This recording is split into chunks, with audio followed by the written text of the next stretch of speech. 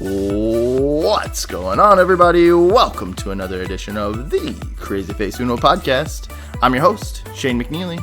Just a reminder, CrazyFaceUno is inspiring others to do good and make a difference in our local and global community.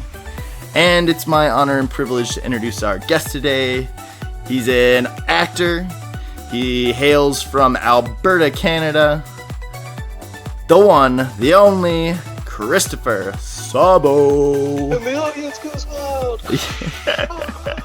Welcome, Chris. Welcome. Thanks so much for having me on, man. I'm Absolutely. excited to be a part of this. Me too. I'm excited to talk to you. One, because like I say every podcast so far, you are someone I know because of Invisible Children, but I don't really know much about you. Yeah, I remember our interactions have been like at the like pinnacle like IC events. Yeah. And each time I've gotten to like meet you or like see you, it's always been like an instant connection and be like, oh, this guy's super cool. But then like know nothing about you. Yeah, likewise. I'm like, I see you like doing stuff and like these movies and these different things that you're a part of, and I'm like, oh, this guy's really interesting, you know? Like I've got to like get this guy on the podcast and see how, you know, just have a conversation. So, and we've like started to venture into some different topics, and I was like, let's just get going so that we can just talk, because yeah, man, like otherwise it's like, I don't know, it's just interesting. We have the podcast without even recording it. Yeah, right. And that's kind of what I want this to be. And I generally try to like give people, I don't know if I did this for you, but I really want it to be a conversation. Like, don't hesitate to ask me questions. And, you know, I want to, you know, insert some of my like thoughts and opinions into the podcast more as I continue to grow and become a little more confident in myself and the skill that I'm learning. Totally. So yeah, feel free to, let's just have a little chat and conversation. Yeah, for sure. Tell me the first time that you felt that. Yeah, I was like, oh shit, like here we go. We're like going for it. 180, my podcast. No, I love it. I was ready, but I was like, oh, this is great. This is going to be fun. Man, I really wish I had a question prepared for that. I do that too. would have been solid. Yeah, so like I said in the beginning, you're an actor.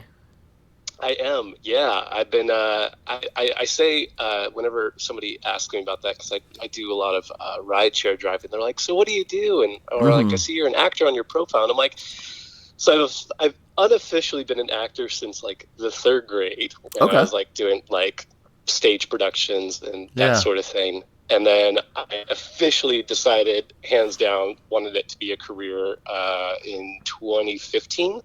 So I've been at it for almost 4 years. Cool. And yeah, and it's been a journey, man. It's the one art form where you're learning how to be a human being by being a human being. Yes. You're the canvas. You don't have paintbrushes. You don't have like your tool set. You just have yourself and everything that comes with that. So it's one of the more challenging but rewarding art forms, that's for sure. Well, challenging too, in the sense that, you know, like the good old Brene Brown, vulnerability breeds vulnerability, but like acting it's so vulnerable.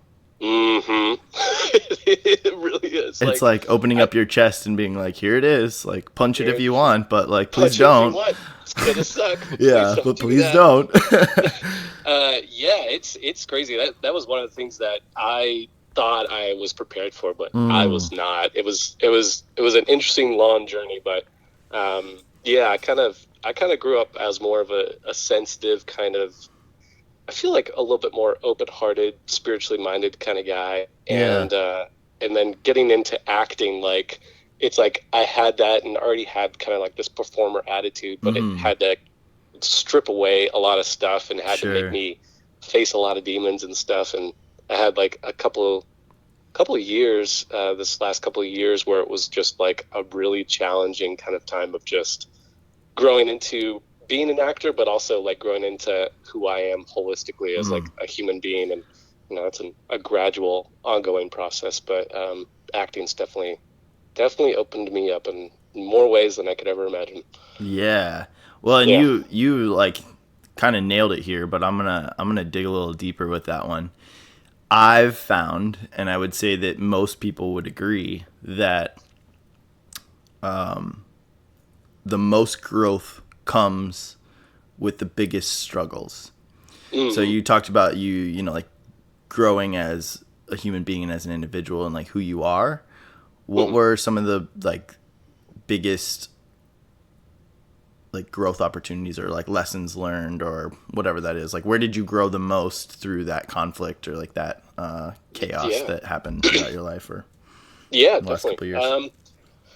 So like getting into the acting, like, you know, you have to be really vulnerable and experience like a lot of emotions and be, it's honestly, it's the truth is in like the storytelling, and like you always strive for truth. And that just means, you know, sometimes it means just believing, you know, what your character is going through, what your character is feeling. But a lot of the times it's just kind of like telling the truth of the moment. And I love that. That's acting, actually really awesome. Yeah. I just wrote that down. Strive for truth. Yeah, like, yeah, right. You're going to get some nuggets, I hope. Yeah. Like, some nuggets. Man. Yeah, no, the truth, like, it's always about, like, just giving and finding the truth in the moment. And that is unilateral. Like, you find that in just being a human being. And I learned over the years, like, so much about just, like, you know, being in the moment and being present and just appreciating things and having gratitude, which all come from just a state of, you know, stillness and awareness and presence, and where your focus is and where your mind is and all those things. And acting just kind of steps that up a notch and just says, it's like, if you want to be a good actor, if you want to tell the truth, if you want to actually affect the people that are watching what you're doing, you got to do that right now. And you got to be in this, and you got to feel whatever it is, and you got to be open to it. But I think where the skill set kind of comes in is being able to do that, but not like lose yourself, I guess. Cause like, you know, a lot of actors, like, you know, a good example that a lot of people use is like Heath Ledger. Right, Heath Ledger is like something that method acting, really, right? Yeah, just very method, just very, and that's what I'm traditionally taught in, is it's just very much submerge yourself into that scenario, that scene, that like character, whatever that is, of like embody that, take on that person, that thing. And like walk their walk and talk their talk, and it gets you outside of yourself sometimes, but it also it's a weird mixture of sometimes people be like, okay, how can I bring myself into this character? But a lot of times it can be like, well, where is this character already in myself, and where can I like pull from me in a lot of ways? And so in what I found with my acting, and I'm probably going on some tangents here. No, go for it. I love it. What I found in my acting is that it brought me to these states where it's like, okay, well, you have to have this really emotional scene where it's like, you know, like something like a breakup, or you're experiencing like some argument with a girl, and it's like, where are you going to pull that from? What have you experienced that like really gets that? And if you felt that, great. And if you've dealt with it before, and you can pull it out of your toolbox, awesome. But if you felt it and you haven't dealt with it, then it's like a whole another bag of worms, because now you're bringing it up truthfully and vulnerably in this moment, and then you're like, oh crap, I gotta take this home and, you know, kind of take this apart so it doesn't take control of me. Do you have any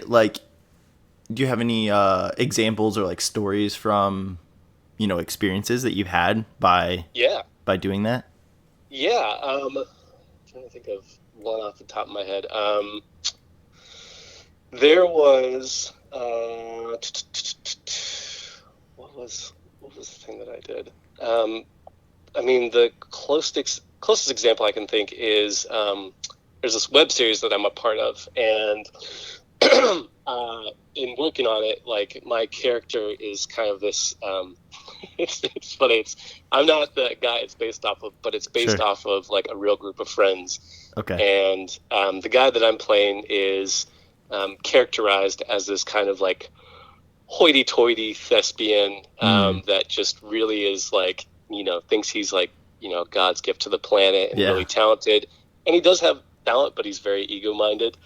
And he has like, you know, this girl that like he kind of hooks up with, but is like secretly she like, you know, is in love with him, but realizes that he could never, you know, be supportive of her because he's so full of himself. Ah. And so I got onto that web series, and we shot like the first episode, and then we shot the second episode 2 years later, which a lot can change in 2 years. Yeah. And it was like during that growing period that I came back to episode 2, and the girl that I played opposite with was actually a girl that my recent girlfriend that I had fallen in love with. And so there was like this new element of, wow, I have to play her like I'm too good for her, but also in real life there's this element of yeah, exactly. Yeah.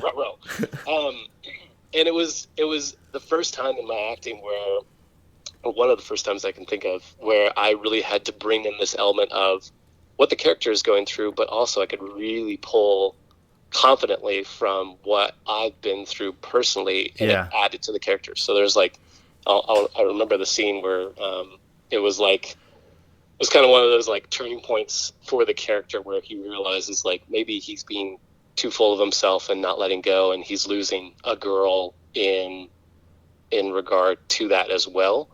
And there's this like moment where I kind of have this realization where she like walks through the door and she sees me and she walks away, and it like was I like played it with the character as like he really felt that, but also I was like, as a person I was like, oh, that's like her leaving, and I just brought that into the role, and it was like one of the best scenes. I got a lot of compliments from like friends that were like, "Damn, that emotion that you showed in that one scene was really, really true." And I'm like, "Yeah, it wasn't too tough." You're right. Man, you would never guess how right you are. You would never guess, right? Yeah. So how? It's like, like 2 years ago, like I wouldn't have been able to like emotionally handle that scene without losing control of the emotion, but instead this time I was able to like hold the emotion a little bit more closely, so it could like paint the picture for the scene, but still be authentic and real for what I had gone through and what I could pull from. Wow, that's cool. Yeah. So again, like I said in the beginning, like you just tell me if this is too much, but did you and like this girl ever have a conversation about that scene, or like that emotion that you like felt or got to share, like that, because it's so raw? Yeah, that's one of the things I wish it could have had, that kind of like raw, vulnerable honesty between the two of us, but no, we didn't. Like it was very much like on set we're professional and cordial with each other, but there's no like kind of discussing of those emotions, just because it like kind of puts us, it can put us back into that space, I guess. Yeah. Was that also? But was that also like, what's the phrase, like game recognizes game, or you know what I mean? Like, was there like a look or like a nod of like, okay, Yeah, I think there were some scenes where we played that. Like we had another scene in that episode where we were at a coffee shop and like having like an argument, and it's like, of course when we were in our relationship we had our arguments, but in the scene it's like we kind of not exactly tiptoed around it, but we were both aware of what space we could get into with that, so we tried to be as honest about it as we could without basically letting the emotions kind of run wild. But yeah, there was definitely, I definitely think that she's like me. She's a very self-aware kind of person. And I think probably in those scenes, she was definitely aware of like, oh, okay, we could pull from this and I could use this. And then it makes it, that much more authentic. So, but no outright talks about it. Yeah. I mean, that's fair. I was super curious. I'm just digging in. I'm digging real deep here, Chris. Yeah, sorry. dig, man. Dig in. That's awesome. So you said 3 when you were 3 years old. What's the background? Like, how did you get going? What's been like some of your inspiration throughout the years, and kind of like what's really been the foundation for your acting? Yeah. Since I've been a kid, like I was always like obsessed with like having the home video camera and like making funny stuff with like my brother or my sister, or performing at like whenever I went to my grandparents' house, just like bringing out the rug and literally cutting it, just doing dance moves in front of them. I just love that aspect of just being comical and being a goofball, and of course my parents saw that energy early on, and they're like, okay, we got to figure out some way to cap and trade this, because this kid needs to release a lot of energy. And so they, in like the third grade, I was Indian number 5 in Peter Pan. And yeah, it was very, very starring role. It's the start of the career. It's everything uphill from there. That's awesome. And I just remember doing that and being on stage, and Peter Pan is Peter Pan, but I was the one Indian in the background, just really, really selling my role of just doing the wah wah wahs and jumping around. And I remember, I think it was a couple years after that, like I continued doing like stage plays, and I remember my mom was having a conversation with me in, I think it was the 9th grade, because I was like, still doing a lot of like sketch comedies with like friends and making backyard home videos and doing plays. And there was this like acting opportunity that came up in town, like one of those radio things that's like, come to the Marriott Hotel and we'll see if you can be a star. Yeah. And of course, the internet wasn't as prominent at that time, and we just thought this was a solid opportunity. So we went to the hotel, and they're like, yeah, this kid's got it. And I was over the moon. And they were like, it'll be $1,000 to audition. Oof. Which is, it's you never pay for an audition. Just a note for any actors listening to this.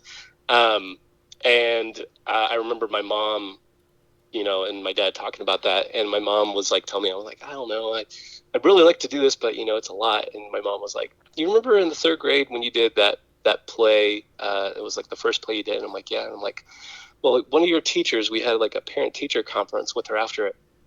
And she told us, she said, your son, I'm going to see him when he's older, and he's going to be all over Hollywood.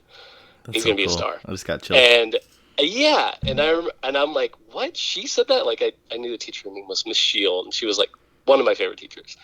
And I remember my mom telling me that, and it was just like this, like outside of my family, I'd never heard that before, but like hearing that coming from such an early age from like somebody that I really looked up to, I was like, maybe I should do this, because I was like this nervous, socially awkward kid, and I didn't think I had a chance at that. And so from there, like I went out to the audition. Of course, nothing came from it, but it was like my first taste in being in front of like casting directors and producers and being able to like know a script and etc.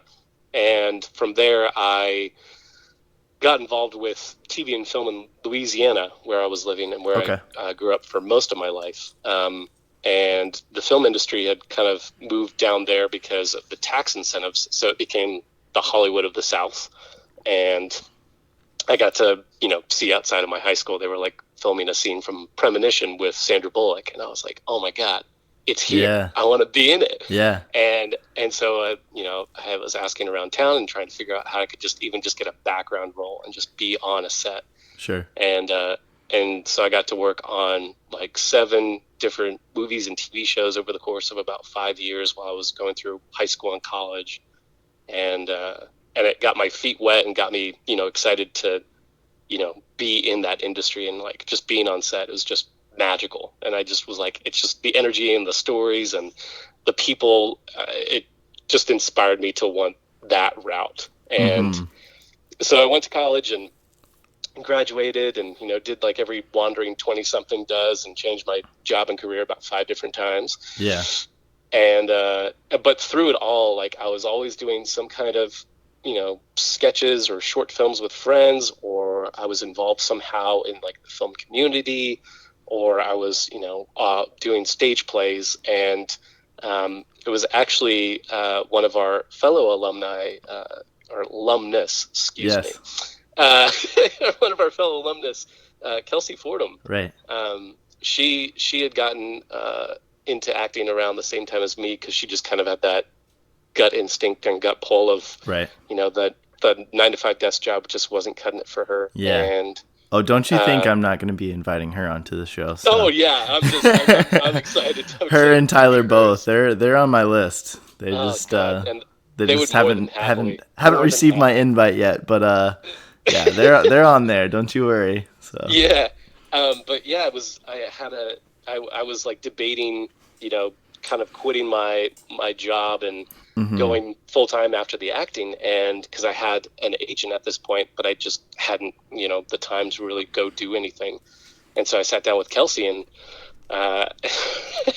and not intentionally, but I was wearing my Invisible Children Jump First, Feel Later shirt. Nice. And we're like talking, and I'm like, I don't know, I just feel like there's a lot of change and a lot of things, et cetera, et cetera. And she's like, do you know what shirt you're wearing? And I'm like, crap. And she's like, I mean, it kind of is right there for you. Yeah. Right? It's like the writing's literally literally on your wall. On your body. Yeah. And so yeah, from that. I think we lost you, Chris.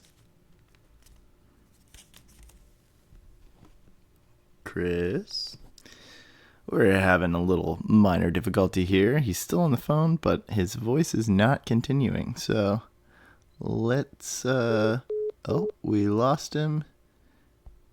I don't know what happened.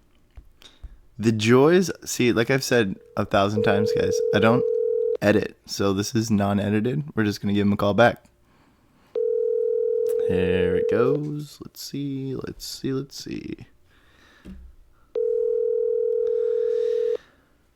Interesting guy, though, huh? I'm excited. I'm like taking notes right now of like things I want to ask him about, because there's some nuggets in there for sure. I am guessing that his phone may have died.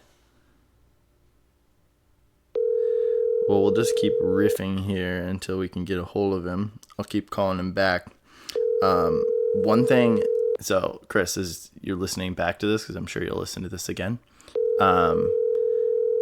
something that you touched on and that I'm really interested in, and I'm going to ask you about, is confidence and finding that confidence. Because one thing that I have been working on myself is like that confidence in myself and finding that. And when you step out and just like, it's almost he mentioned like the socially awkward, this like, whatever person. And I think it comes out of like the socially awkwardness comes out of, in a lot of ways, like this lack of confidence or like lack of trust in yourself in some ways.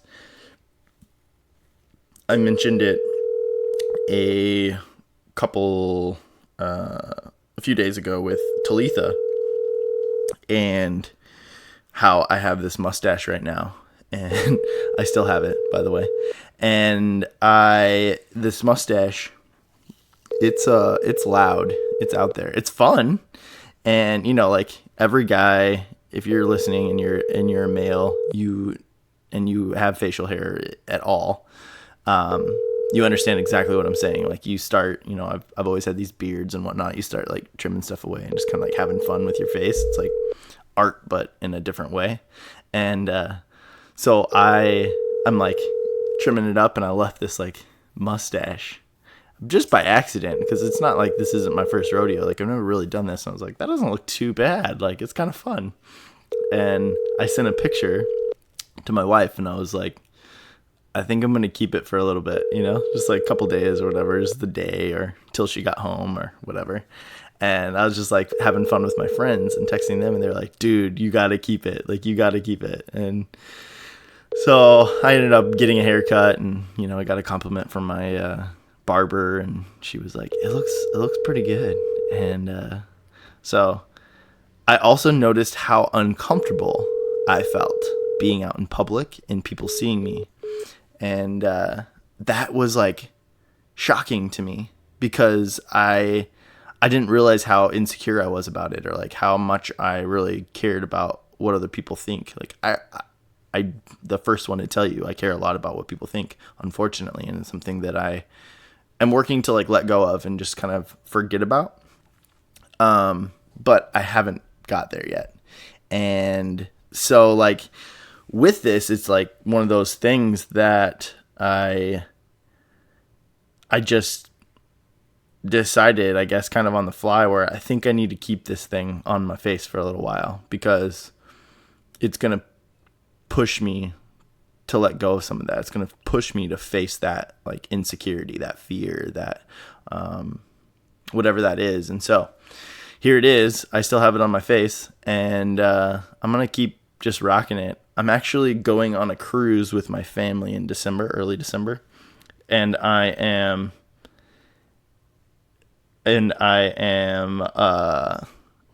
like, I don't want to keep it for that long, but we'll see, maybe that long. So hang on, I just got a text from him, and he's having trouble connecting. It's weird. I'm going to call him again. We'll see if we can get a hold of him. Chris.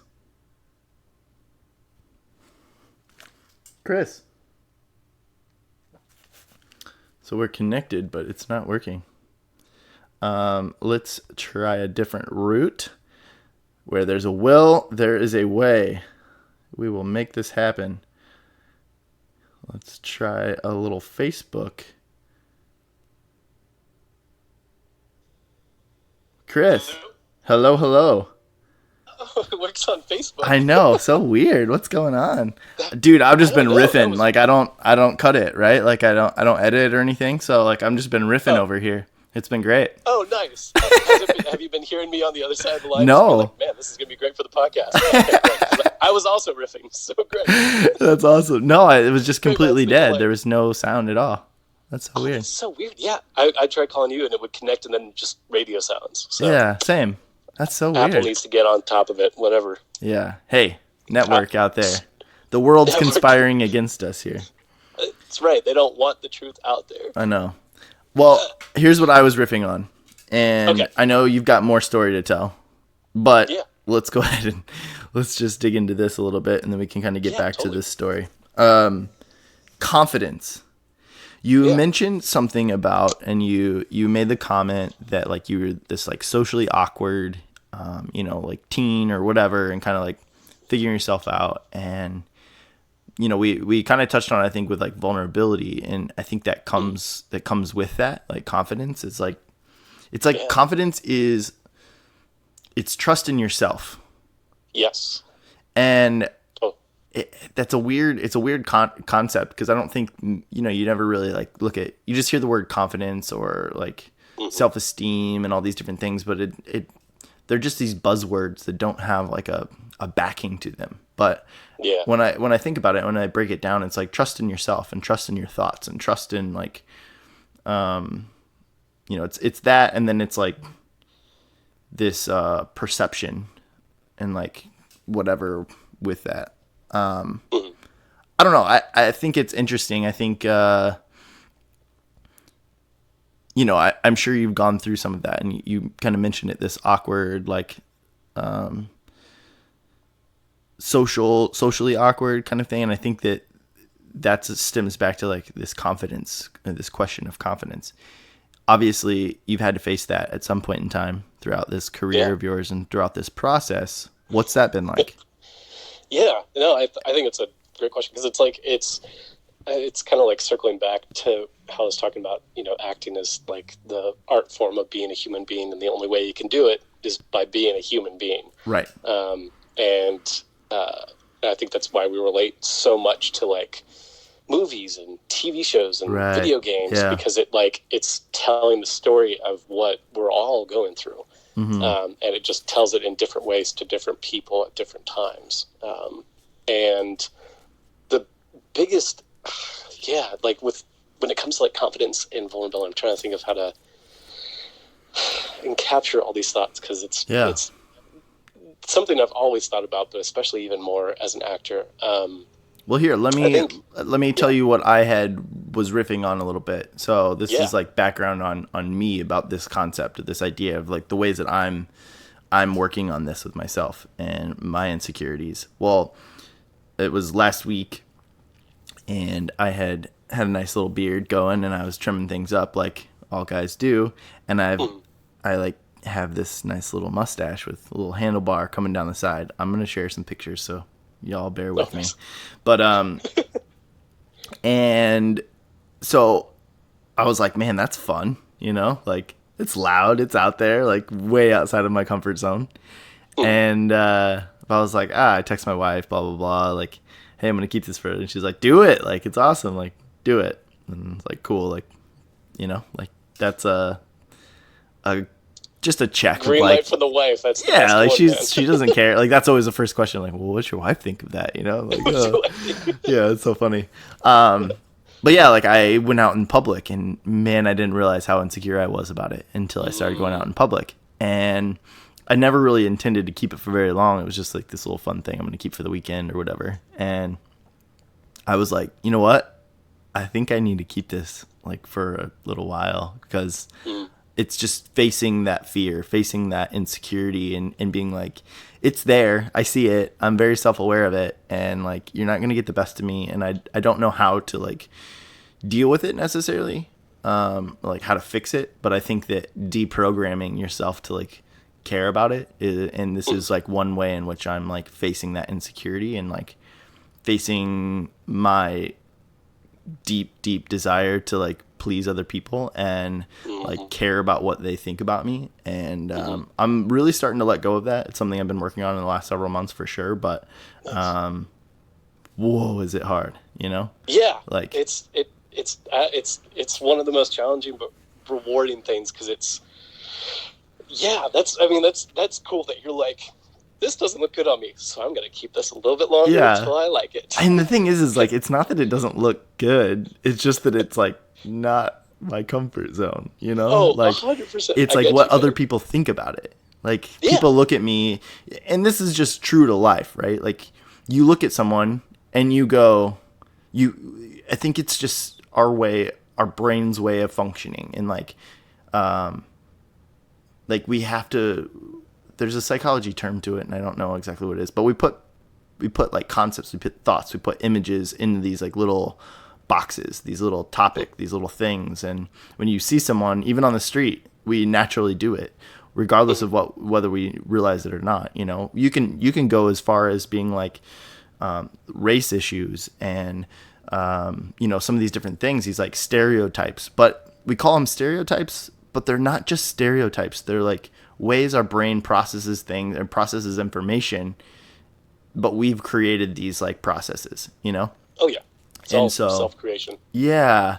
And so like for me, it's looking at it and going, what would I think of that person if I came across them? And that's funny because I actually think I'd be like, nice mustache, dude. Like, that's cool, Totally. But like, I look at myself and I look at other people looking at me and I'm like, oh shit, like, what are they thinking? Like, do they hate me? Do they take me serious? Like, I want to be respected. Like, that's something that's important to me. And I think that like my respect doesn't come from my image, though it does aid that in some cases, but it's like, I'm more than my image. Right. Yeah. And so like, I need to be confident in the other parts of me outside of just my image. Totally, man. Yeah. And like the whole thing I'm thinking about this whole time is it all comes down to, it's like three things that I think of off the top of my head. It's really like, I feel like confidence and that vulnerability and just being, sure of yourself. It comes from like an accepting of yourself, like purely like acceptance, being like, even if it's like something you don't like, right. Saying, all right, well, that's that. It is. That's what it is, exists. So like, deal with it. Like don't just shove it under the rug and like pretend that it doesn't exist like we do all the time. It's like, just call a spade, like. Yeah.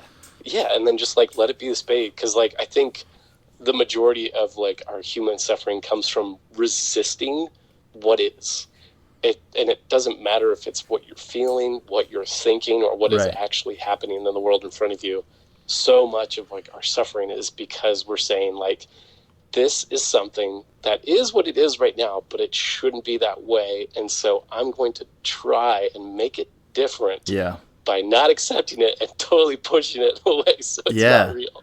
It's a self-prescribed like emotion, thought, feeling, whatever. It's like the mind's WebMD, Yeah. Like, there's not some truth behind it, but like it can really like jack you up if you let it like if you like really go to that place. Right. It's like one of the things that always fascinates me is I'm really interested in like the mind and like the brain and like creating like neural pathways. Are you like familiar with like that kind of like science? yeah, it's like, it's such a crazy thing, and it's only something that I feel like we're coming to understand Right. a lot more recently. But it's like those like thoughts and those feelings that you have about like certain things, it's all like I said, self-creation or your own conditioning. Yeah. And literally the only way to get out of it is to literally be like, oh, okay, well, I see that for what it is. Now let me just try and like, change it to something else that's a little bit more, that works a little bit better for me, but it like takes practice at that. Yeah, And exactly. And just going back to like the socially awkward thing, like, when I say like acting like completely changed my life, it completely changed my life because it brought like, this new way of seeing the world and seeing myself and seeing others, because, you just have to really just be present and be aware and be focused on, self and other and how you're interacting. And it's always something I've done, but it's, became 10 times more. And like the basis of so much of where my socially awkwardness and like not thinking I'm this enough or not thinking that I'm that enough came from, the biggest thing was just being able to love myself. Mm-hmm. And that is like, but those are all interconnected. They're not. They're not like mutually exclusive. They're all like this. It's this network. It's this like. It's this group of things like trust in yourself, loving yourself, confidence, self-esteem, ego. Like you could. The list would go on. When they're this. It's like a big knot, and you've got to start to untangle and pull these pieces out and look at them and value them each individually for what they are.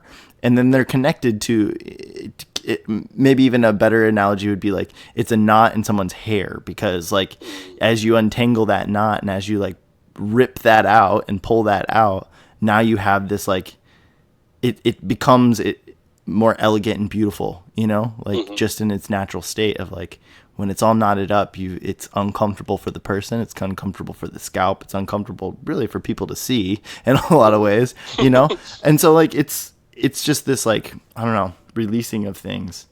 I don't know. And it really is a releasing of things. Like it's I think one of my earlier on things, I grew up kind of like Catholic and then became like Methodist, and one of my favorite things I learned in the Bible that I thought was like, it's directly applicable, like no matter if you're like Christian or whatever you are, was when Jesus always told his followers, I'm not gonna get it exactly. No, you're it's good, been a while since I've read it, but it was essentially how they had to like repent and like leave themselves behind or leave things behind. And it was always a whirlwind and a shock for them, but like in modern society, we've interpret that in a lot of ways to be like, turn away from your sin, turn away from these things, turn away.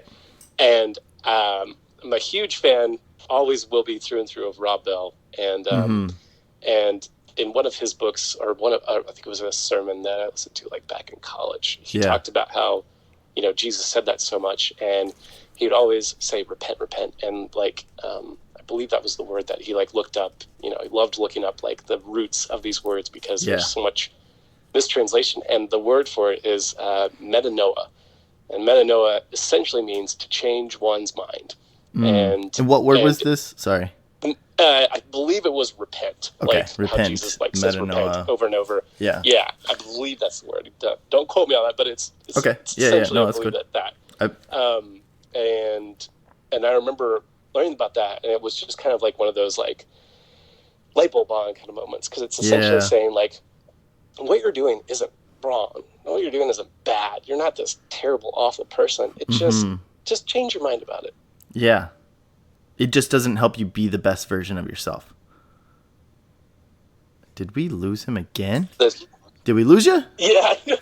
I was like, no way. I was like, this is the most technical difficulties I've ever had. What is going on? Like, the world is literally conspiring against us. So much. We're trying to get the truth out there. Yeah. We're just getting on this, man. Yeah, right? But it was essentially just to be able to change your mind, and like when I was looking over like neural pathways and like conditioning and like how we like fall into like these like pits, and like so much of it is just because we've stayed in the mindset that we have, and we have such a tough time changing it. But Jesus is just like, just repent, just follow me, just like change your mind. Like, it's like, you have that power, you can do that, but just do it. Yeah, to be the best version of yourself, like I said before I kind of cut off. Just like, I think, and I see it in kind of like the story that you're kind of telling, and it's because it's so forefront in my mind of like something I'm pursuing is like living my life on purpose. Mm-hmm. But like life on purpose, like that. I know you listened to Brian's podcast, and like we talked about it and kind of hit on that a few times, but. Ooh, man, like that is something that I really strive for. Like I want to live my life on purpose, and this pursuit of mine is very much that, right? And boy, am I facing my own demons throughout the process. And it's almost like in like the most selfish way for someone who is creating a company that's inspiring others to do good and make a difference. It's like, man, it's my own therapy, Mm-hmm. And like not in like it's just that's all it is, or like that's why this is happening. But man, you talk about looking yourself in the mirror when you tell other people that they to do good and to make a difference. You got to look at yourself in the mirror and go, hey, what the hell are you doing there, big guy? And like, what does that mean for you? When you talk about storytelling and telling stories, you got to look at yourself and go like, hey, your story is important too. And how you tell that story, and I'm in charge of what my story entails. I'm in charge of those choices and those decisions as to where this direction of my story takes me, right? And so it's very much all in this like same vein, the same conversation of like life on purpose, these different things. I just really, I'm like constantly going back to the drawing board. I couldn't tell you, this weekend has been like one of those, well, all right, this conversation's just going to go wherever it goes. I don't really, it's like all over the place. We've like cut off your story. We're like talking about a whole bunch of different things. I love it. And I really don't care. So, no, but like last week was really hard for me. I had a really rough week, and I had a rough week in the sense that I just felt lost. And I don't know any better way to like describe it, but I'm trying to create something, right? Through CrazyFaceUno, like I'm trying to develop and build and create things. I have all these ideas that kind of like pop into my brain and like sit there, and I realized that like there's about 3 days of the 5 days of the week last week, like the weekdays, that I was like, I got to the end of them and I couldn't really tell you what I did. And I hate that. I think it was like Wednesday, and my wife came home and she was like, what'd you do today? And I was just pissed. It made me instantly angry. I was angry. And it wasn't at her. I was just like, damn it. Like, I can't tell you what I did. I don't know what I did. And it feels, I think it struck a nerve, obviously. Like it's an insecurity or whatever, it's something. But, I think one of the big reasons I really like those things happen, and then my brain's like, okay, why did that happen? So this is how my brain operates in a lot of ways. And as I started to process that feeling and that thought and that like emotion that like popped up and came out, I realized that like I love accomplishing things. Like that's something that's important to me. And it wasn't that I didn't accomplish things, but I think my brain was just thinking and processing and going through like these different ideas all day long. Like I think I spent, and it's something that in a lot of ways you like snap your fingers and you like look up and you're like, wow, where did the time go? But I spent this time, and sometimes it's bouncing around, kind of like our conversation where I go to Google and I'm like, okay, live streaming. That's a future thing that we're going to be doing more of and building into CrazyFaceUno. So like live streaming, well, like what does that mean? Who's doing it best? What are the different platforms? What are these, so there's like 100 different things. And then I sit there and I like mull around on that idea and that thought. And then you pop up like a video on storytelling, or, that you get Google, and the internet is a fascinating thing. And they really do a great job of drawing you into certain things. So, Gary V, are you familiar with him? No, Varnarak. I can't say his last name, but he goes by Gary V. Gotta check him out. He's pretty cool. You'll love it. Okay. But so it's like I did things, but it wasn't like I couldn't just walk you through that process, Yeah. And it didn't feel, it was like, I listened to Gary Vee and listened to one of his books called Crush It right now. And it's kind of this whole concept of exactly what I'm trying to build and trying to create with CrazyFaceUno. And, man, I had a thought in that. Where'd that go? Man, isn't that crazy? How come just back, like things come like, back, come your thought. Poof. Good boy. Yeah. What were we talking about? You were talking about how you are reading this book in Crush It, I believe, and how you do a lot of things during like the day, and how it's like you can't like say like So he always says like you're gonna be putting in like lots of hours, but it doesn't feel like lots of hours because it's gonna be something that you like love and you care about. And if you're not loving and caring about it and you don't want to continue to do it, and like if those 16-hour days or whatever those days look like for you, like if you're not working hard within those days, and those aren't long days of you putting in the time and the work, then like get out of it, find something else because it's not worth doing. And so I hear that, and like I have this specific image of what that should look like, right? And though I think that there is value, and this is something that I have to work on, but like time blocking, like there's a lot of value to engaging and listening. I'm a one-man show, right now. Yeah. And so engaging and listening to my audience, which is Instagram, which is Facebook, which is the people within storytelling that I, like want to become an expert in that field, in that area, podcasting, these different things. Like I have to listen, I have to engage, I have to like draw this in. And I think that if I can be more intentional about what I'm trying to get out of that and what I'm doing in those scenes and in that space, then I can be more productive and I can accomplish more things. It's like an actual accomplishment versus being like, hey, I know I need to be on Instagram. I know I need to be on the internet. I know I need to be listening and learning and hearing and like engaging with people. And so I'm just doing it, but without intention, And so then it gets lost and I don't even know where this conversation, how it got to where it is, but I really have no idea. But I just like I'm constantly striving. I feel you. I do. Yeah. I really do. Because like I've had numerous days like that, and I feel like we're kind of the same type. Yeah. Of just like I think we have like a lot of expectations on ourselves. We want to do great things with our lives. We want to use our time wisely, and we want to stay on top of our stuff and get it done. And then, trying to do all of those things perfectly. Right. And then like when we like, can't do this or can't do that or can't remember this or can't remember that, don't feel like we're here or don't feel like we're there. Yeah. Then it's like the frustration that comes along with that. And I don't know if that's like the human journey or if that's our journey. Yeah, I don't know either. Both. Maybe. Probably. It's probably a mixture. It's probably a little bit of both. Everybody's like screaming at us that's listening right now. Like, yes, that's me too, man. It's not just you.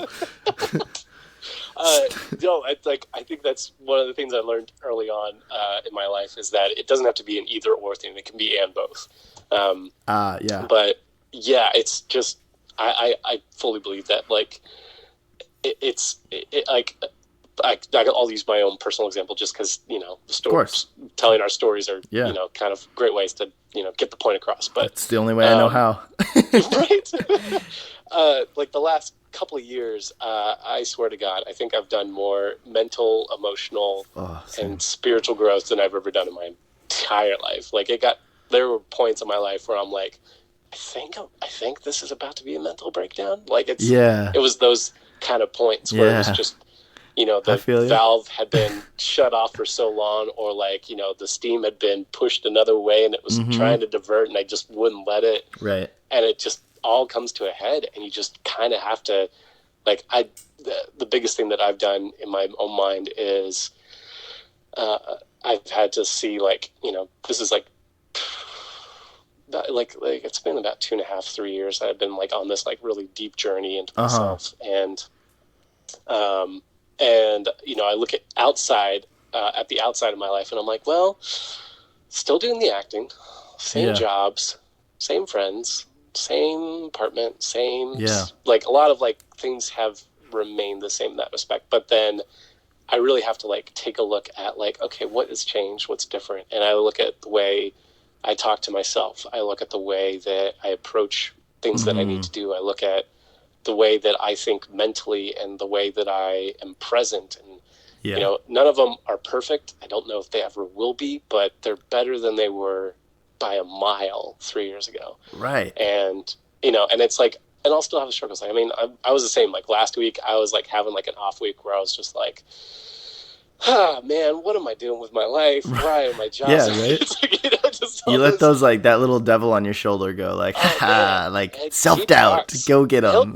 He'll talk. Oh, but I feel like, and I hope anybody listening to this is like one of the biggest pieces of advice that I could give, because I think it was one of the most. I have chapters in my life where a book has defined like me entering into a new level of being Chris. Yeah. And like, like for me, like it was like I think it was in high school or college, I read like The Irresistible Revolution by Shane Claiborne. I wrote that down because I saw it on your Facebook, because that is one of the inspirational books of my life as well. Continue. Oh yeah. I was going to ask you about it, so it's funny that you just brought it up.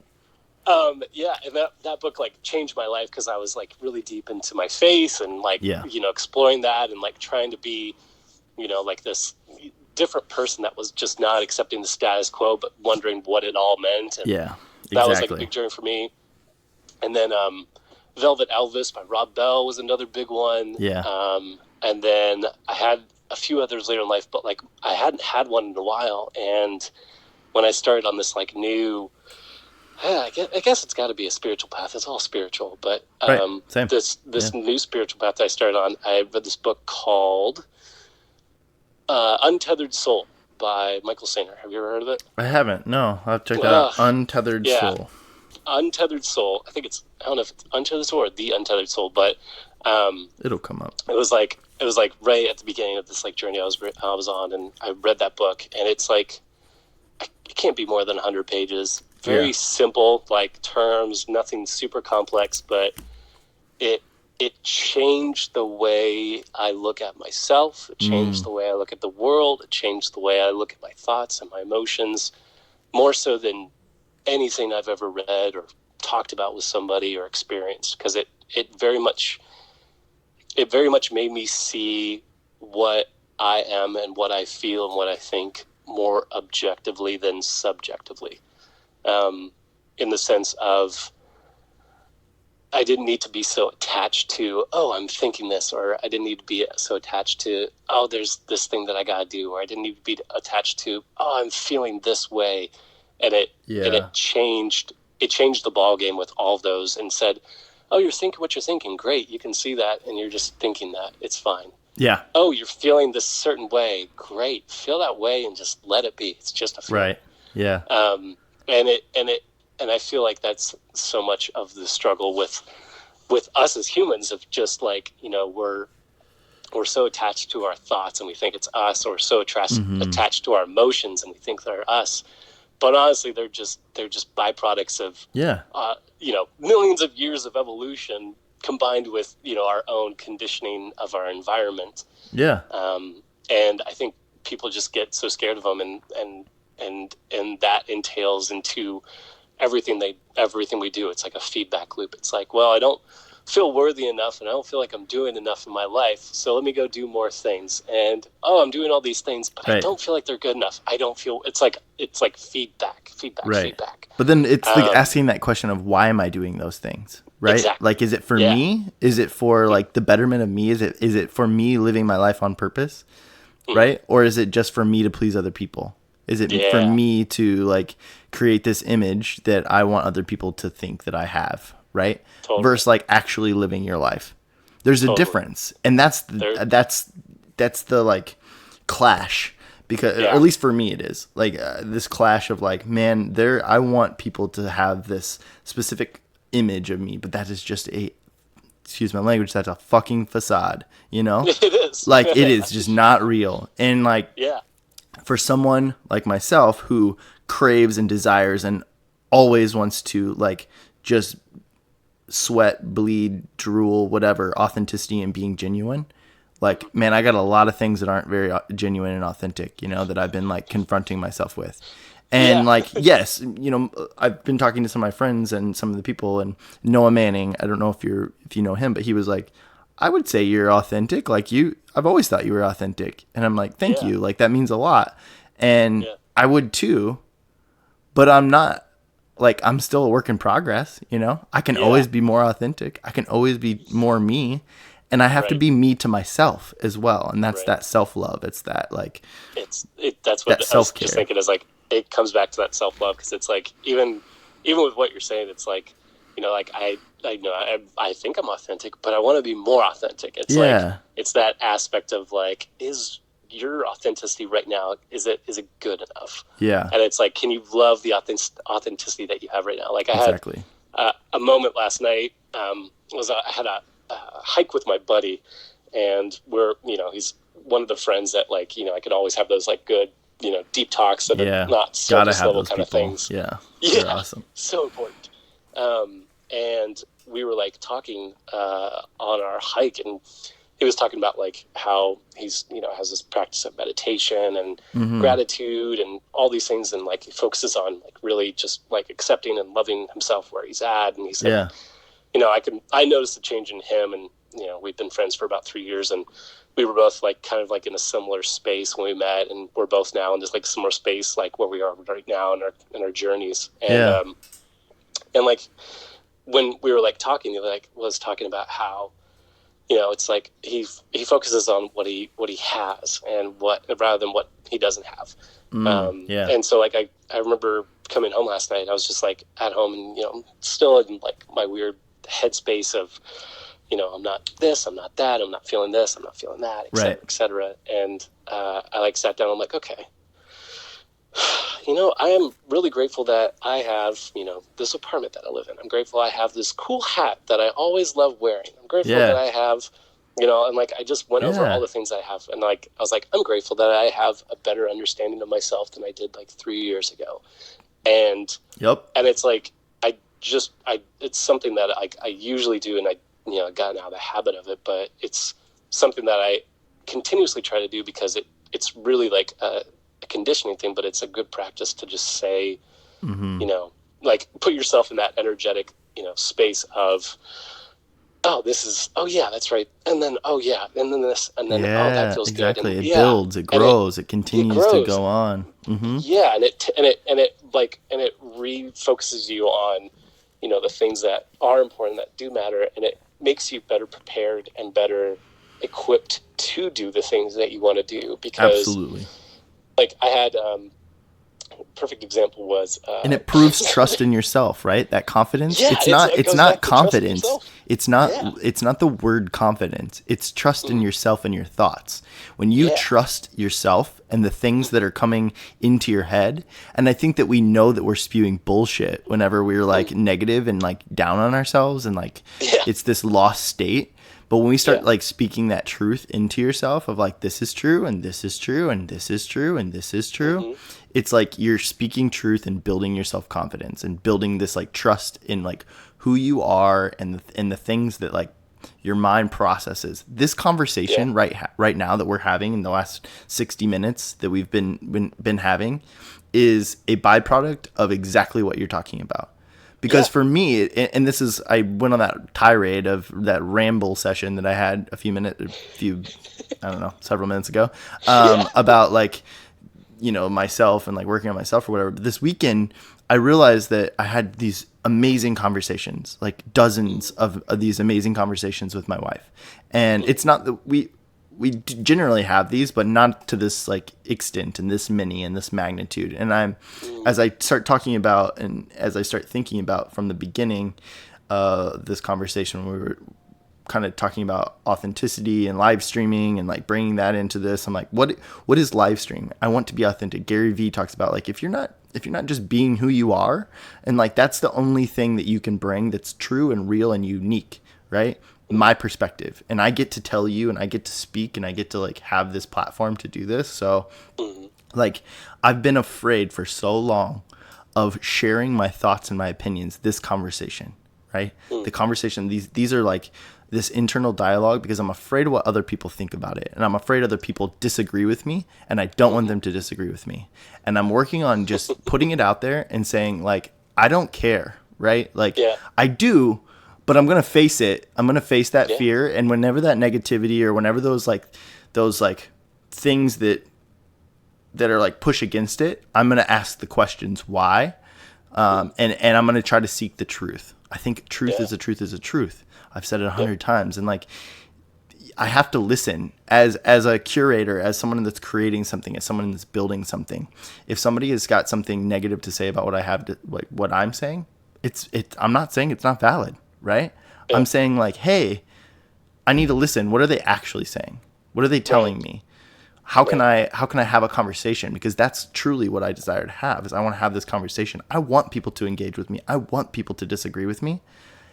I feel insecure about it, but I'm gaining this confidence in like my knowledge and the way my brain operates. I've always been this like self-conscious about how wild my brain is. You know, I even was down on think about this. Even when I started this conversation, I was down on myself about this like ramble session that I had, right? That's a negative, like, that's a negative thought. That's a negative way of saying it. Of it. And that's like, you know, most people are not even self-aware in some aspect of that alone.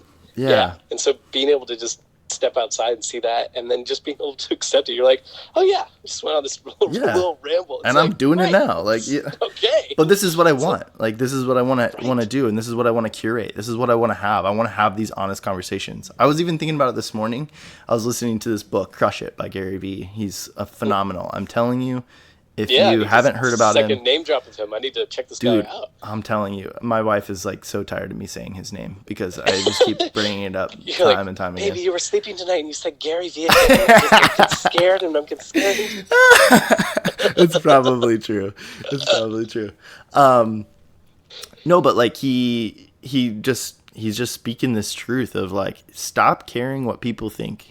Like, he's also like, put your thoughts into the world. And but anyway, the thought I had was, you remember like talk radio, or like Delilah? Is that what her name was? Like on the radio? Delilah. Yeah. I know that everybody that's listening, if you're old enough to remember that, you loved it. You couldn't turn it off. Oh no. It wasn't that it was like the most it was complete entertainment.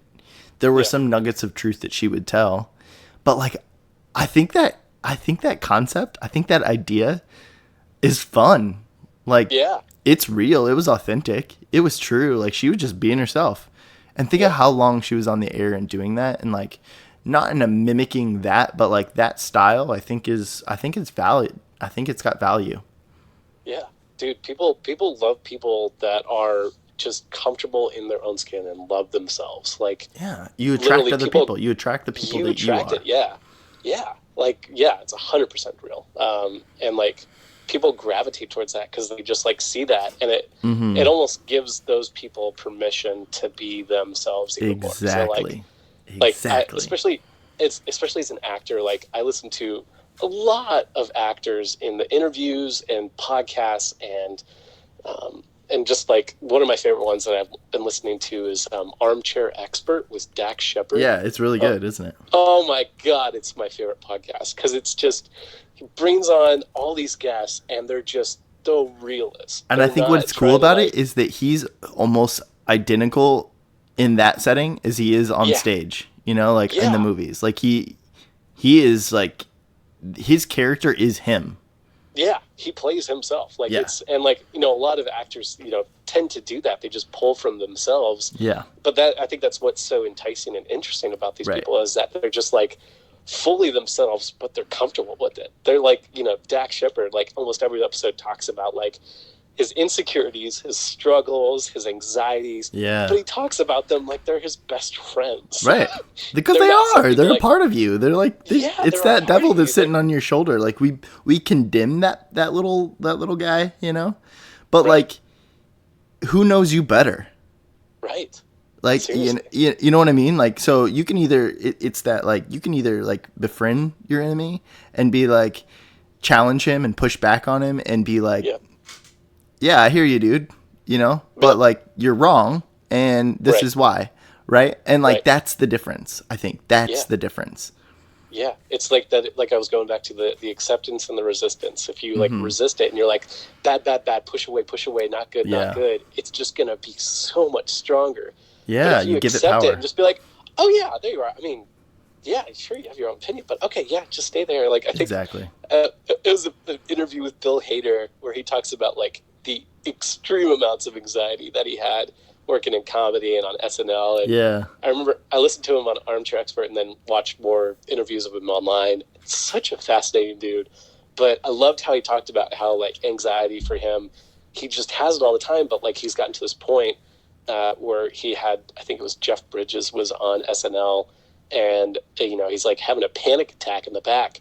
And Jeff Bridges like comes up to him. He's like, "You all right, buddy?" And Bill's like, I think I'm having a panic attack." He's like, "Hey, man, it's your best buddy. You'll be fine. Just breathe it through." And like Bill Hader talks about it. He's like, here's Jeff Bridges, like the god of all people, just going up to him and be like, "Oh, your panic attack. It's your best friend." and then I see a later interview, like a couple years later, Bill Hader talking about that, and he's like, "No, whenever I have anxiety, I just think of it like this little munchkin just on my shoulder, and it's just crawling over my face. I'm like, okay, yep, I see you. Okay, okay, now you're on my eye. Just get down. Okay, there we go. Yeah, and it's just a real. I love it. Yeah, and it takes away the energy of it because you're not pushing it away, but it also allows the energy of it to be there and express itself. Because that's all it is. It's just something that wants to be expressed. Right. Because it's not something to be afraid of. Right. Your emotions are valid. They're real. Oh, they're always valid.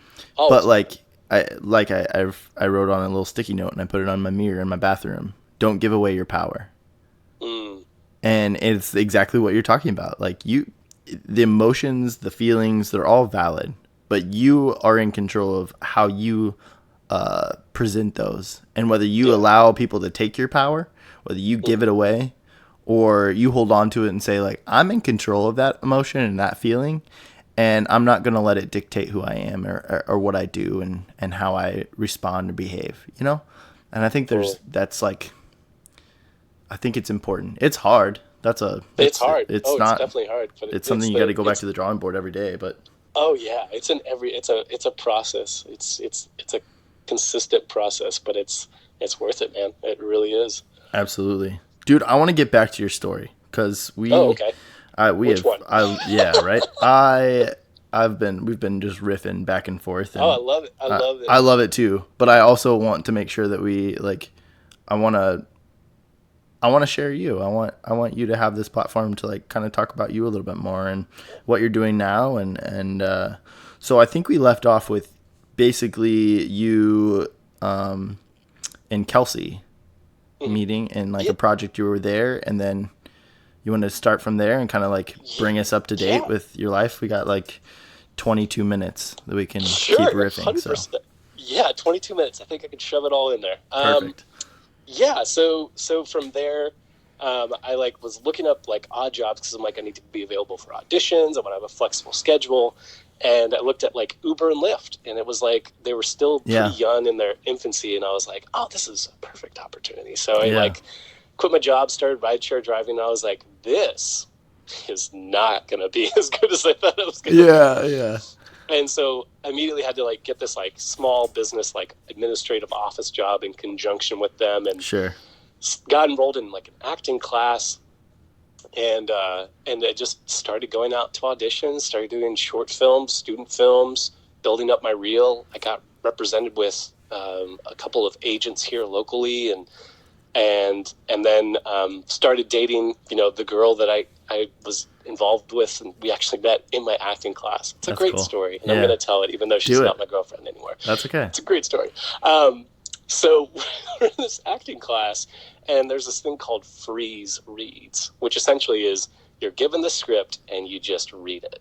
So it's a lot of improvising. It works on building in the moment and just kind of just going with your natural instincts. So there's this girl in the class, and we had never met before. I'd just seen her a couple times. We got paired up in the scene. It's from like a scene from like Talladega Nights.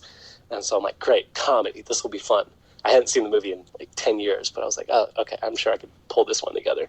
So we do the scene, and we're like, cracking people up. And in the middle of the scene, it calls for her, who I am currently sitting in a chair, to jump onto my lap and then furiously make out with me. And so without missing a beat, she looks down at the paper, sees it, we make eye contact, and she just bolts towards me and jumps on top of me. We just start making out.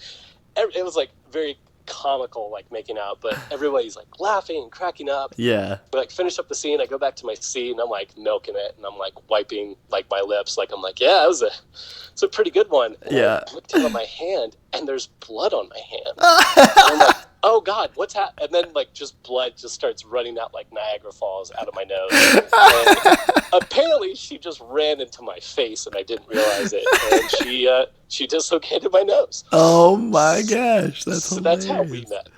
It was great. I had to have surgery. It was a whole deal. It's really, really funny.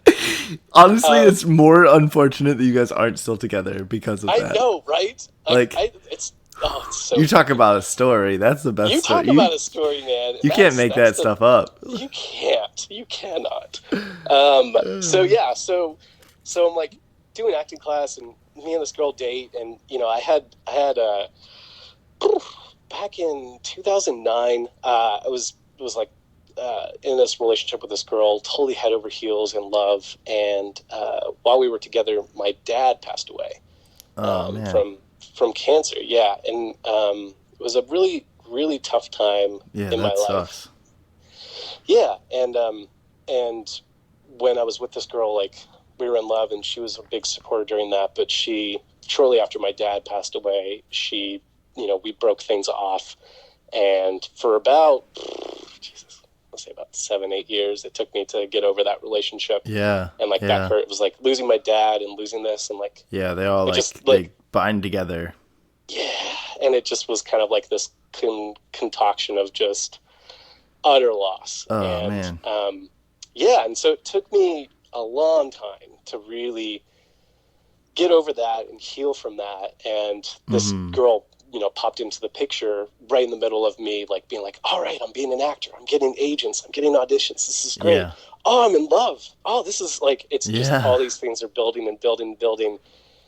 And then that gets to a point where she and I like go through a breakup. We date for like 8 months, but like it was like the first time I'd been in love in like almost a decade. Yeah. And I didn't, think I had that capability anymore.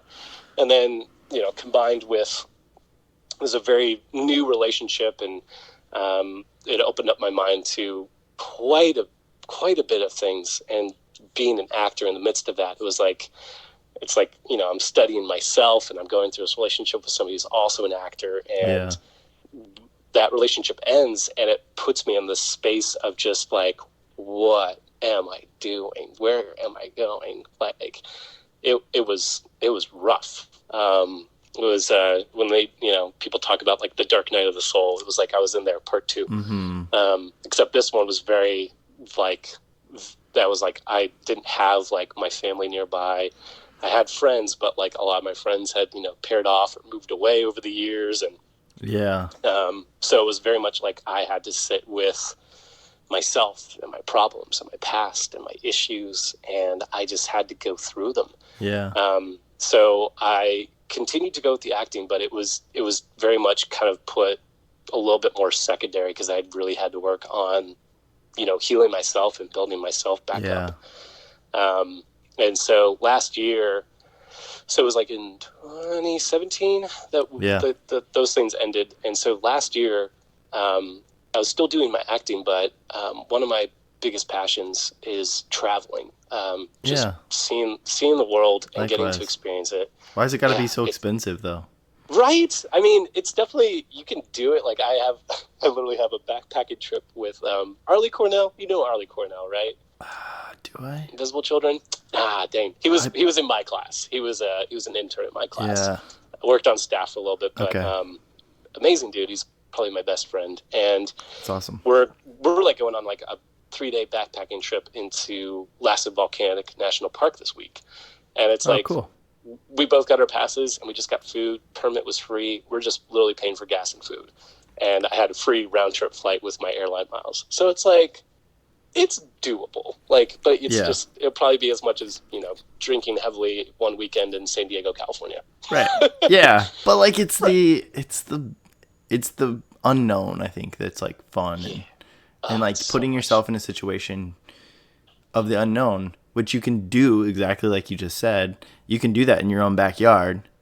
But like when you remove yourself from the like, here we go, we're getting philosophical again. When you remove yourself from the like environment in which you feel comfortable and like you have these routines, it forces you to like think outside of like the norm.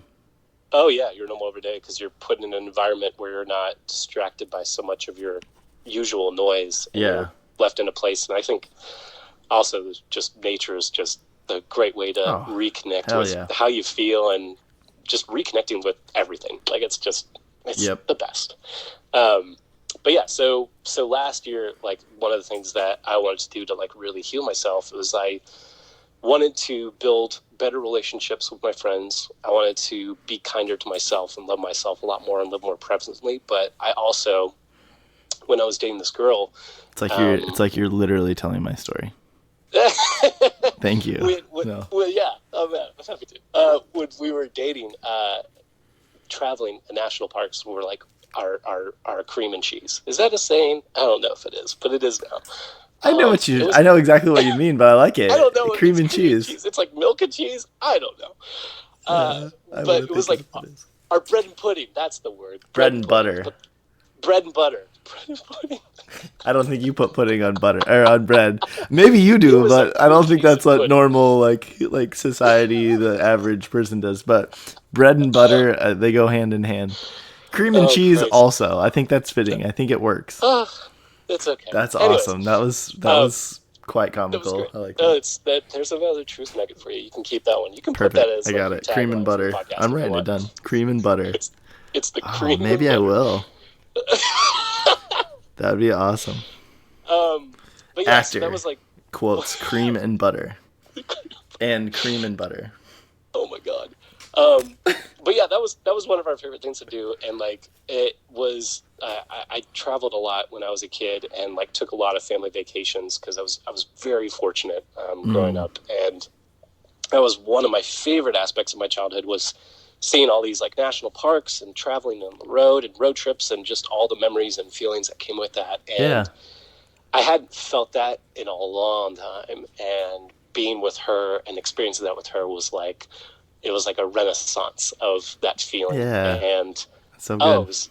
It was bliss. It was joy. And I just wanted to use nature to heal and reconnect with my friends and bring friends with me so I could like know them more personally and them know me more personally and not just be like surface level or anything like that. And so last year I took a trip every single month. It was either a national park or somewhere I'd never been. And I just decided I was going to go and I'd take somebody that was, somebody I loved and was a dear friend to me. And so I did that every single month last year, and it was great. Like I had so many experiences, and I got closer to my friends, and I had stories, and I learned so many things over that year. Yeah. And it got me to a place where this year I was able to be like, all right, let's jump back into this acting. Let's work on this, but let's come at it in a different angle. And so I've been continuing work on my acting and doing a lot of collaboration and doing a lot more stage productions, which I hadn't done in like 10 years. And one of the bigger things that I'm working on right now is I'm working on my own short film. Yeah, that's what I've been seeing lately. I'm excited to hear about this. Yeah, it was. I wrote it actually shortly after me and this girl broke up. It was just kind of like a cathartic way of writing out a story that, just got out some of the emotions. And it was a story about, a couple that breaks apart, but they come back together because there is an imminent nuclear missile threat. And the story I had written was essentially that, they were trying to escape it. There's all these aerial drone shots. Yeah. There's the missile on the way, and then it ends with them dying. And I was like, well, it's not really a great story. I mean, just die. I mean, this isn't the Alamo. Why not? So I was like, there's got to be a better ending. So I sat on it for a while, and I had the script. And then back in January 2018, Hawaii got the missile alert. Yeah. And I remember seeing it on the news and just being shocked by it, but it was very much like a quick blip. That makes the story. I can see where this is going. This is great. This is awesome. Well done. Just you wait.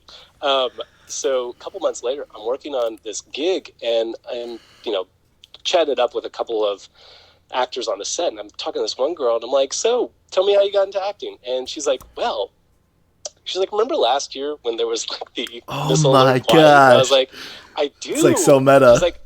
She's like, I was on that island when it happened. I'm like, you're shitting me. Wow. And she's like, yeah, I was there with my brother and sister. My mom and my dad were back home in like Wisconsin or Michigan or somewhere up in the north. Yeah. And she's like, we got the message and we thought it was a joke for like 2 minutes. And then when people started running past us in our hotel rooms and getting out of the lobby, we were like, maybe this is the real thing. Whoa. So they call up family and friends, and they're like, we don't know what's happening, but I just want you to know I love you. And they're like saying their final goodbyes. And they're trying to figure a way off the island. Yeah, it's just the most heavy. I'm like listening to the story, and then she's like, and then we got the alert that it was a false alarm. And she's like, and she had a complete emotional breakdown. And she was just like so grateful she was still alive, but she was like, it was very much this shift in her perspective of what mattered most in that moment. And so she went home, broke up with her boyfriend of 4 years, quit her job, got rid of her apartment and moved out to California, and she pursued her dream of acting. And she's like, without that, I don't know when I would have woken up. And it just gave me this opportunity that I don't think a lot of people have. Right. And I was like, you know what? You just gave me the ending to my short film. Yeah. So, it's more like, can I just tell your story? Like, are you connected? Exactly. Do you still have connections to that gal? I don't, and I should have gotten her number or something. If you ever come across her again, or find some way, let's see if we can get her on the podcast. I want to hear that story, dude. It was such a good story. Yeah, we gotta tell that story. Yeah. So that inspired me to write the short film. So it's beautiful. It's called In That Moment, and it's based on true events of the 2018 Hawaii missile alert, and it follows a young couple and their love story and their breaking apart and them getting back together when they're thrown into this crisis and all the twists and turns that come with it. And it has the obvious, shock ending, but there's a couple more nuggets that happen at the end that really drive the story home. But it's really about driving home the message of finding out what matters most to you in your life and then just going for it. Dang, dude. Also very relevant to our conversation. Exactly, right? So I don't think cream and butter is going to work.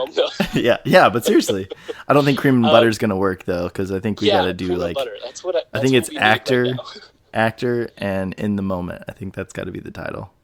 Yeah, actor and in the moment. But yeah, it's in that moment, and I've been working on pre-production since January. We got a cast, we got a crew, we got locations, we got a production studio. But you need funding. It's funding. Yeah, we're 25% funded, and I'm cranking out grants, working extra hours. Asking family and friends. But so if you're listening, how can people obviously? Have you done any crowdfunding stuff, or is there a way for people to contribute? Yeah, we did a crowdfunding back in July, but it didn't show a lot of success. Didn't go super far. So it's mostly private donations now, and we're giving like a lot of like kickbacks and perks that kind of went with the original crowdfunding, but anteing it up a little bit. So I want to help. It's not going to be a lot because I'm not making any money, but I'm going to contribute. And then 2, how can people that are listening, if they want to get involved and they want to contribute as well, how can they do that? Would love that. It would mean so much. They can either, the contact info is on our Facebook and Instagram pages. Okay. They're both in that moment. Okay. And I think the Instagram is in that moment film. We'll make sure that's plugged in all of our social media too. So no problem. Yeah. And then from there, they can contact us via email or direct message. We have an email address. It's the same thing, in that moment film@gmail.com. And they can reach out to us. And if they'd like to donate, we can set up like, a donation that way, and then keep them on base for future things to come. But yeah, that's the big thing that I'm working towards right now, is getting that story that's out awesome. and making that a reality. That's so cool. Yeah. That's awesome, man. See, this is why I'm really happy that we moved on. This is an awesome story. Like, this is like where you're at right now, and like the things you're working on and things you're trying to do. Man, I can resonate so much with that as well. And like we are very similar individuals there, Chris. I wish that I had known you more back in the day. Yeah, but everything happens for a reason. Here we are. Yeah. It does, and like I said, every time I saw it, it was always this like the instant connection of just something about this guy. There's like this. I think one of your friends said it, but I completely agree. You just always seemed like that very authentic person that was present and real and just honest, and you're just like not trying to fluff anything. You're just real. Thank you. I appreciate that. Let's if you're listening. We're gonna talk offline here, and I want to see if we can figure out maybe just like even a shorter version of like just a donation page before I post this. Because I think that might help people actually donate. But we can talk, and if we can come up with something great, and if not, otherwise we'll plug it however we can. But if you're listening, listen. We get so bogged down, and there's so many different people and things that are like pulling us and asking for money and doing all this stuff, and I get it. So like, if you can't, that's cool. But don't get fixated on a number. So like, this is something I'm really focusing on myself, is that I don't have income coming in through CrazyFaceUno. I'm dependent upon my wife's income for my finances right now. Like I have a little bit of savings, but like that's, a little bit, right? And but here's what I'm going to commit. I'm going to commit $25 to you. And I think that, that's not a lot, but like you don't even have to give that much, like if you can't afford $25, that's cool. Or you don't want to contribute $25, that's cool too. Like 5, 10, 15, whatever it is, don't let that number hinder you from contributing to something good and something that you want to see succeed. And if it's more than that, give him more. Like if you have that ability and you really think it's cool, like give him more. Do that. That's totally cool too. But don't let a number hinder you from contributing and investing into something that is cool, and you get to say you contributed and we're a part of it. Yep. So, and I also have a lot of other perks. Do you know any of those off? Like we have customized postcards, we have set memorabilia, we have credits we can give away, and a lot more stuff. But yeah, definitely reach out to me. And any of those things that you do, could we even add in, if you say something about CrazyFaceUno when donating, that you'll sign and autograph it? Oh yeah, 100%. We can Perfect. Do. Yeah, I like it. Yeah. So if you're listening, CrazyFaceUno in there, and I'll send you a picture from set. When we make it, and it will be autographed, and we'll send that your way. Hell yeah, that's awesome. I'm excited. That's so cool. And thanks, and I'm excited. This is okay. I've got a very short amount of time here. I'm not gonna say this thing because it's gonna take too long. I actually got to close this out. We're at 89 minutes. Is there anything you want to say real quick? I just thanks for having me on here, man. Thanks for chatting. I'm glad we had these discussions. And, Absolutely. And if anybody out there that's listening to this is thinking about acting or even getting into something in the film industry and wants to ask me a question or pick my brain about it, just hit me up, Christopher Szabo on Instagram, Facebook, and would love to help out in any way that I can. Awesome. Hey, remember guys, do good, make a difference, and help Chris out. Show him a little love. All right, everybody. Appreciate you listening. I love you all. Peace. Peace.